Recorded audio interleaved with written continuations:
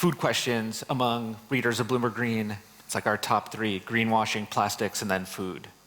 And watching the movie, I started thinking about, is it the future for us? Is it going to be everyone having to think like you? You know, as a climate editor, my reporters and I, we are always thinking about emissions and all these kind of nerdy accounting questions that I don't think most normal people think about. Do we all have to approach our snacking and our eating the way that you do, like very deliberately? Is that what's next? That's a very good question. Thank you so much for asking. And I think it's not about all of us doing everything perfectly all the time. It's about a lot more of us doing a little bit better most of the time. And our food choices, as we saw, are a really, really powerful way to, on a daily basis, participate in a more sustainable world. And I myself am not a hardcore vegan or perfect vegan, but try to be more conscientious about where I get my food from, where I source things from, and try to be more sustainable most of the time. And again, food is such a deeply personal thing for people and cultures all around the world. And I don't want to sit here and tell people what to eat or how to change their cultural existence. But as much as we can, or when we can take small steps to go to the farmer's market once a month if you can, or if you're at the grocery store, try to buy the local ingredient instead of the thing that comes from far away. Or if they don't have a local section, ask the person running the grocery store where that comes from. Or if you don't want to change what you eat, maybe you can set up a small composting thing in your house. If you don't want to do that, you can plant a tree, or you can plant some flowers and help with pollinator habitats. It's all about making these small changes, and the 5 changes that we sort of outlined at the end are an example of, pick one of those. And doing that on a daily basis or a weekly basis has a huge impact. If every single person in the world, or a cop, picked one of those things and did it on a regular basis, that would have a huge transformational impact. So it's not about being perfect, it's about being a little bit more thoughtful and trying to make small steps that then hopefully lead to other bigger steps. Well, let's talk about how you got here. You're from a family of chefs and you grew up in restaurants. Can you talk a little bit about that? And also, at what point did it dawn on you that there was this deep connection between your work as a chef and the climate? Absolutely. So I only recently started cooking the past couple years, but I grew up, as you said, in the restaurant business. My parents are chefs. They met at cooking school, and I grew up deeply involved in the world of food. For many years, I worked every job in the restaurant business: busboy, dishwasher, chef, the whole thing, eventually growing into a role designing, developing, and opening restaurants throughout the world. I opened restaurants in Europe, throughout the Middle East, Asia, the Caribbean, and I thought I knew a thing or two about food, to be honest with you, but about 6 years ago, I was living and working in Abu Dhabi to open one of our restaurants, and I was there to train the staff and get everything up and running. And about halfway through the meal, I was eating this big steak and potato dish, side salad, whole thing, big glass of wine, and I cut into my steak, and I looked down at all this food, and I almost fell back. And I remembered very vividly, I was like, wait a minute, where did all this food come from? I'd been there for 6 weeks, hadn't seen a farm, hadn't seen a fresh body of water.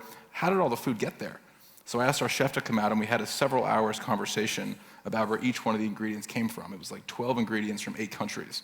We talked about the environmental impact of harvesting the tomato and getting it halfway across the world. And we did this for each one of the ingredients. And by the end of this conversation, I was shocked, kind of embarrassed. And I realized that despite growing up in the restaurant business, studying hospitality in school, working for all these chefs, I had never asked the question, where does food come from? I had never thought, honestly, that it may have a bigger impact on the world around us, or particularly on the environment.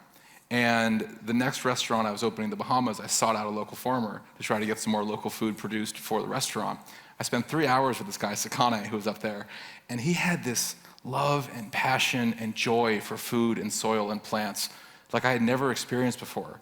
And he shared with me that the climate is so different now than what he grew up with that he doesn't know what to plant. We looked into the distance, we looked at trash fires in the distance. And I said, Sakane, what's that? And he said, there used to be 12,000 farms in the Bahamas.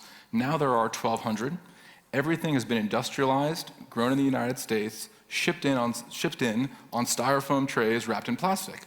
And there's so much waste that everything gets sent to the landfill and they burn it.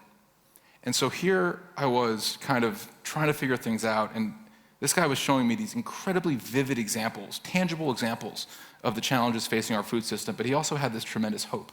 And he also had this ability to communicate with love and passion, and he was the first person to share with me how food is a solution to so many of these challenges, and how food is interconnected to so many of these issues, both as from a challenge perspective, but also from an opportunities perspective.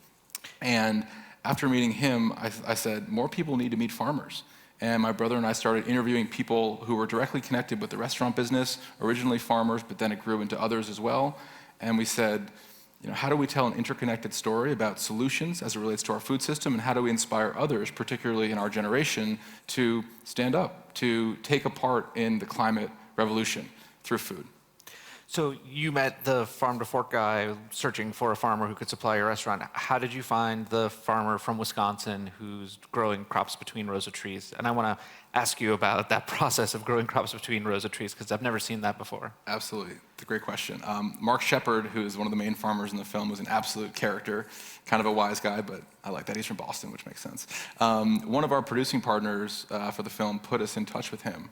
And I ended up having a call with him, kind of pitching our whole vision, and he totally got it. He's one of these guys, as you saw, who's been doing this for 30, 40, years, way before it was cool. It's kind of becoming cool now, thankfully. But he had a wisdom, a deep wisdom, and a passion and a love and a dedication to this work, and a willingness to share it with the world.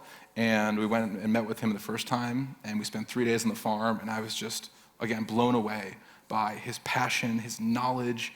This guy reads stacks of books on a monthly basis about ecology. So when you see him bending over and snapping off bits of asparagus, that's it? There's no cultivated rows the way that you would imagine it when you think of farm production? Correct. It's a very untraditional farm in the way that we think traditional farms look. We're used to seeing huge plots of corn, right? That's what most people think when they think farms, at least in the United States. But that's not the case in a lot of the world. A lot of the world still is smaller plots of smallholder farmers.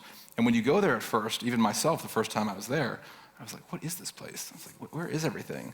But his whole thing is, again, diversity.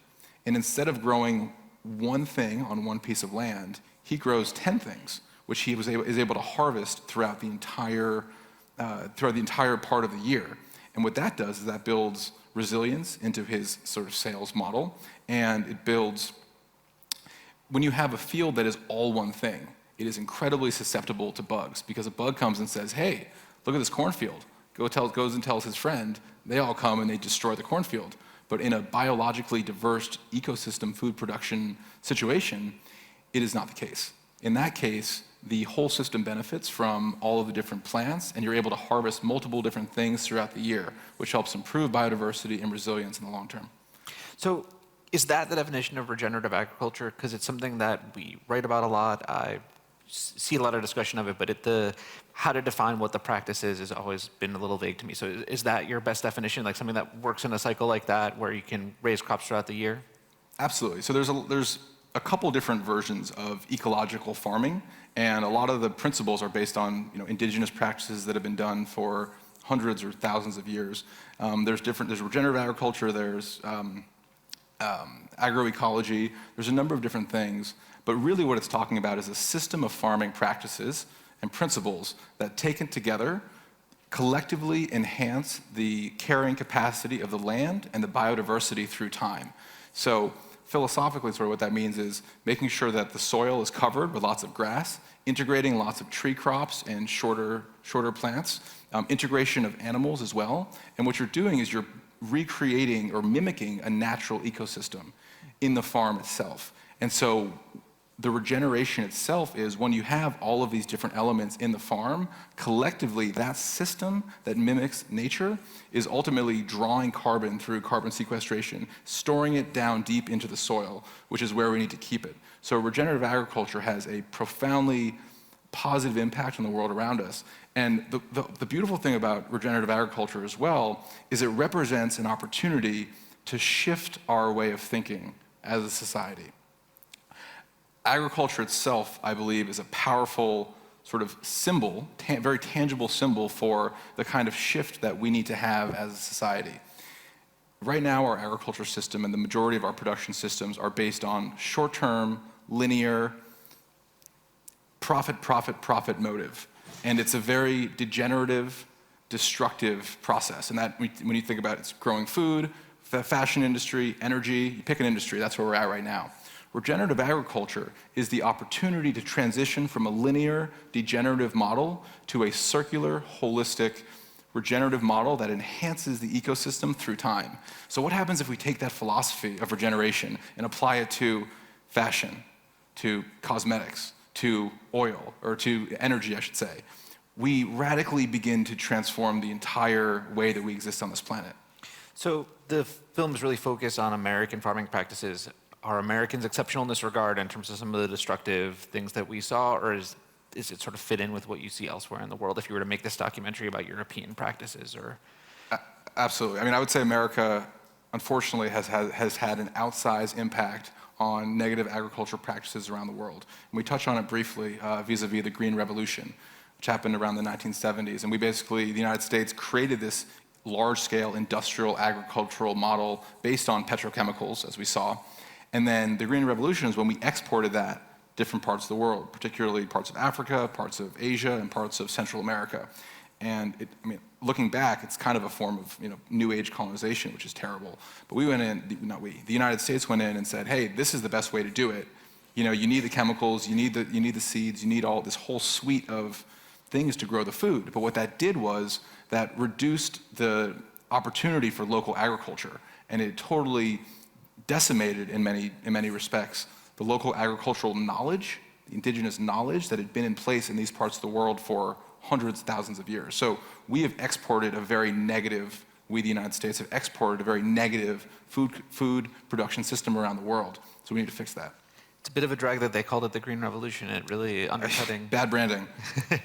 Well, I mean, there's so many solutions throughout your movie, but I'm curious what gives you anxiety. I mean, there are parts of watching this, the prospect of having to feed 10 billion people while also making the food system, less bad for the climate. It seems daunting. So, yeah, like what keeps you up at night? What makes you worried? Well, as we saw in the film, we have the solutions right now. We don't need to tech our way out of this. It's not some faraway thing that we don't know how to do. We know how to fix agriculture. We know how to transition our land to regenerative ecosystems. For the past 30 years, there's been incredible examples of regeneration and restoration throughout the entire world, literally turning deserts into forests. We know how to do this, but we are not doing it at nearly large enough scale, and we're not doing it nearly fast enough, like not even close.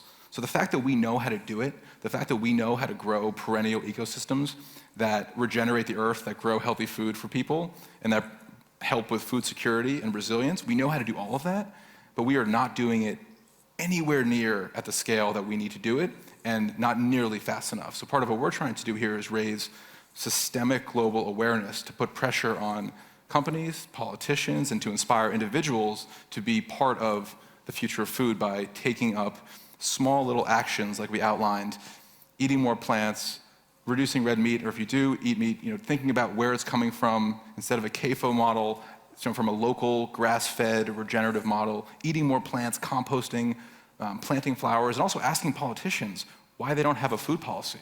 Every single politician that we elect, that we talk about, that we think about, should have a food policy. And we need to make that a front and center part of the discussion moving forward. So if you had the power to enact one policy that would change the food system, is there one solution you would start with? Sure. I'd go right to the top.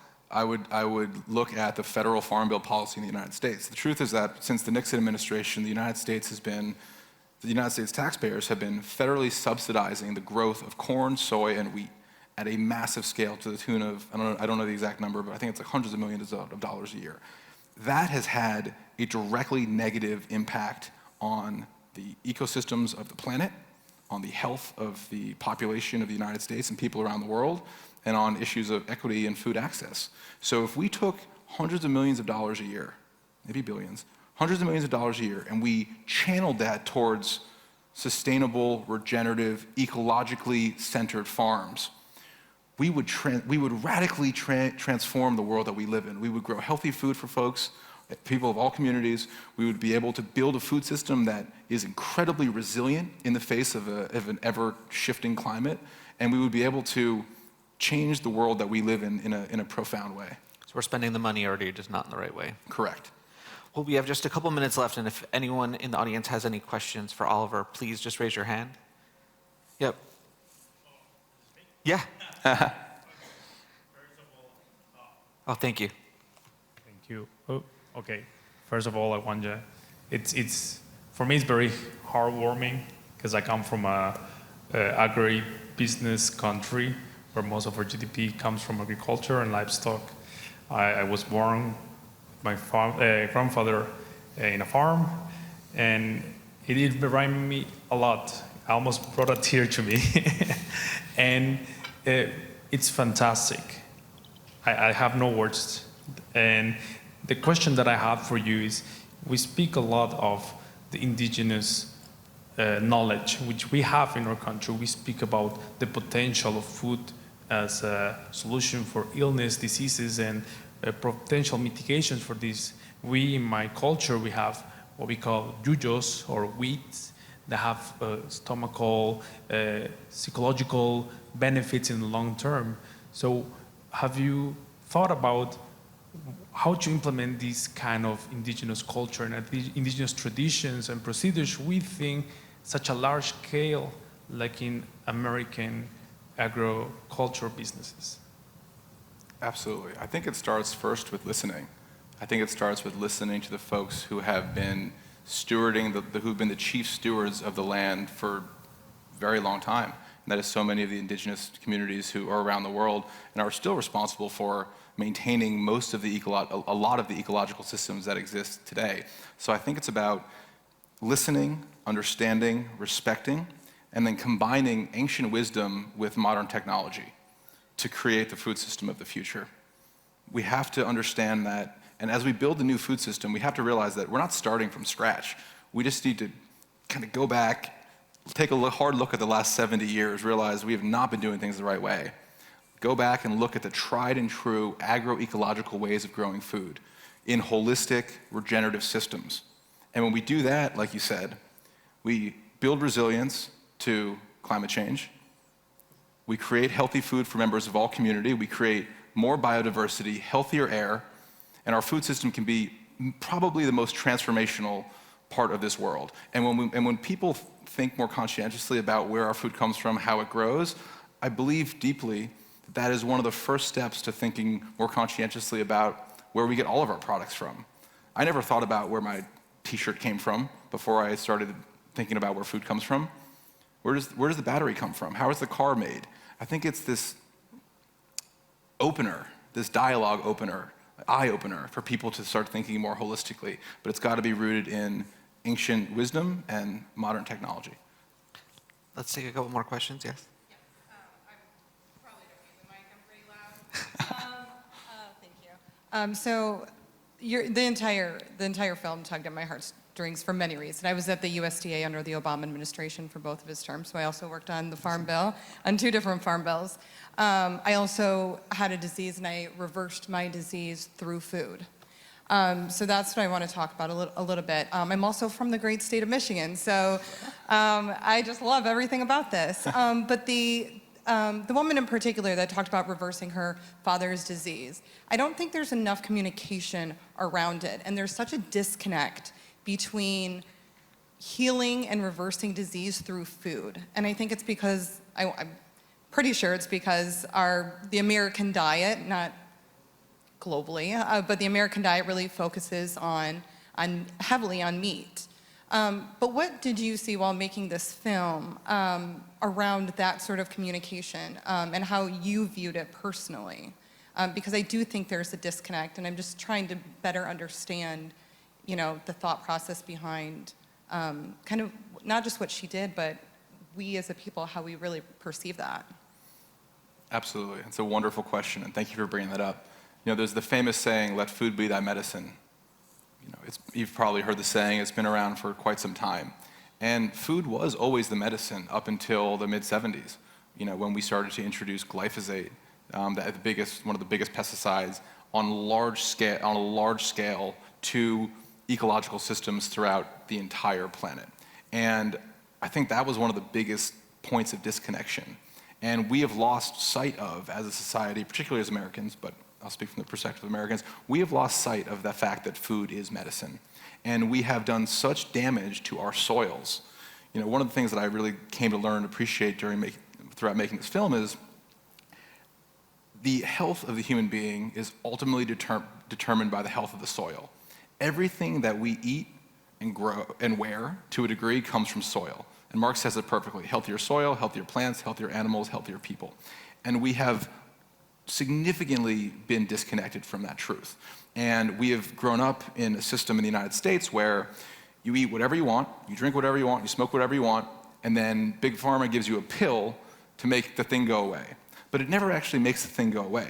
It just kind of numbs you and puts you on a Band-Aid exactly and keeps you in this reoccurring loop. So true freedom is about reclaiming our access to health. True freedom and true equity, I believe, is about reclaiming our access to health. And what that starts with is access to healthy food. And so that's why I think it's so important that we think about the large-scale transition of our agricultural model, but then also we think about localized food production systems throughout all communities of the entire world. We also have to educate kids. And one of the things that we did during COVID is we built a regenerative school farm in Santa Monica. I was able to convince the principal of the school. I said, look, we've been talking to all these experts for years, and every single one of them has said to us, we have to connect kids to food at a young age. It may sound cliche, but we created a regenerative school farm, and now every single child who goes to that school is out on the farm at least twice a week. And I've had, it's like, this gives me goosebumps. I have had multiple parents on multiple occasions, which suggests to me that it is a pattern, come up to us and say, thank you so much. My child never used to eat kale. Now they eat kale. My child never used to eat green beans.